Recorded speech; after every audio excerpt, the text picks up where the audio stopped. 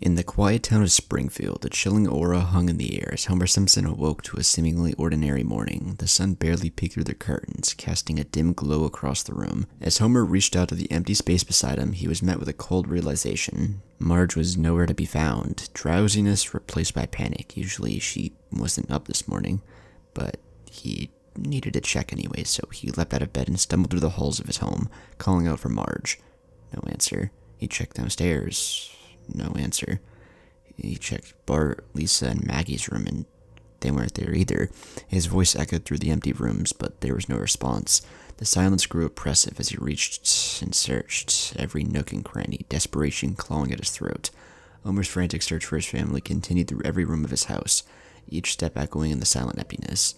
The walls seemed to close in on him as he called out their names, his pleas met only by the cold stillness.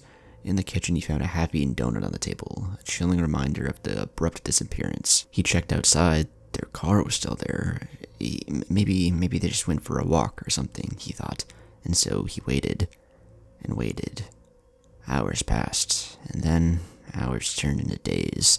In a fit of anxiety, Homer dialed 911 to report his family missing. The shrill ringtone seemed to mock him as it echoed through the quiet house. With each unanswered call, Homer's unease deepened. Something was terribly wrong. Abandoning the phone, he burst out the front door into the eerily deserted streets of Springfield. The usual lively town was now a ghost town. No bustling neighborhoods, no school children, no signs of life. Panic set in as Homer wandered through the desolate streets. His footsteps the only sound in the empty air. He reached the police station, hoping for answers or assistance.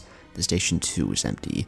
Abandoned coffee cups and overturned chairs hinted at a sudden and chaotic departure. Homer's attempts to use the police radio yielded only static. His family and everyone in the outside world had vanished, leaving him stranded in an abyss of solitude. His footsteps echoed down the empty alleys as he made his way to Moe's Tavern, hoping to find a familiar face or any sign of life, or at least anything. The flickering neon sign swung ominously, casting eerie shadows on the lifeless bar. Bottles lay scattered, and the stools were overturned, frozen in a chaotic dance that ended abruptly.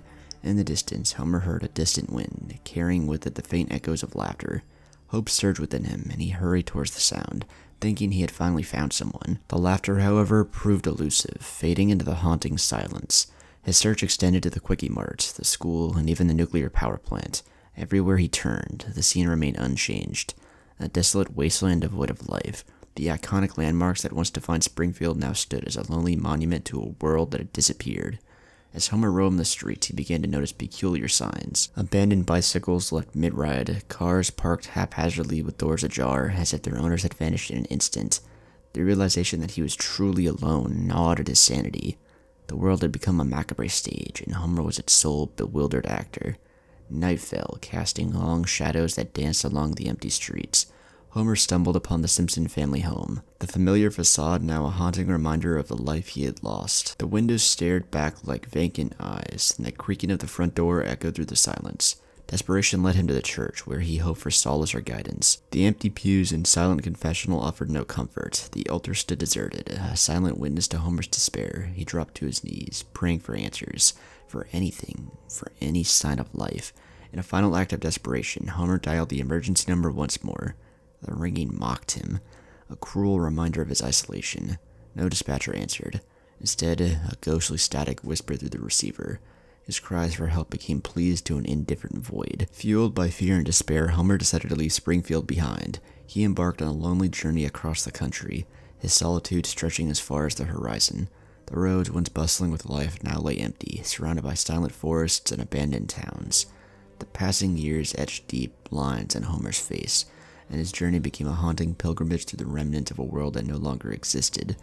Abandoned cities loom like shadows of the past, their towering structures haunted by the ghosts of a forgotten civilization.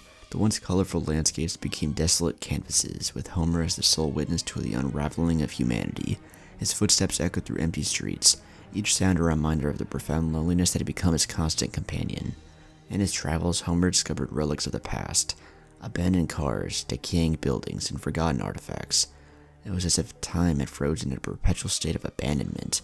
The remnants of a once vibrant society surrounded him, testaments to the abrupt and unexplained disappearance of the world.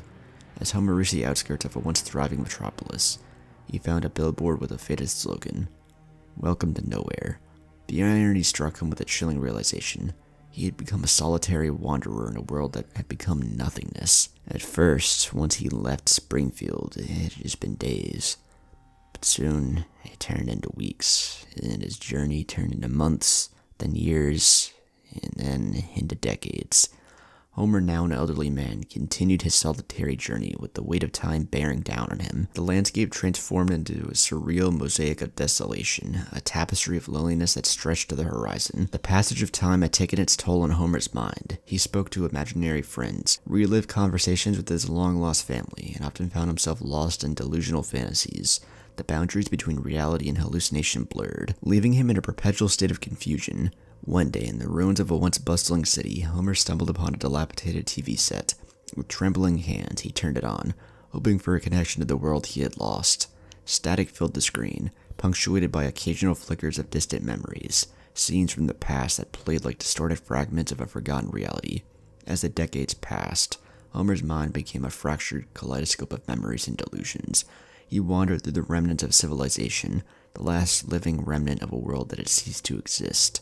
The once lovable oaf had become a spectral figure, haunted by the echoes of a life that had slipped through his fingers.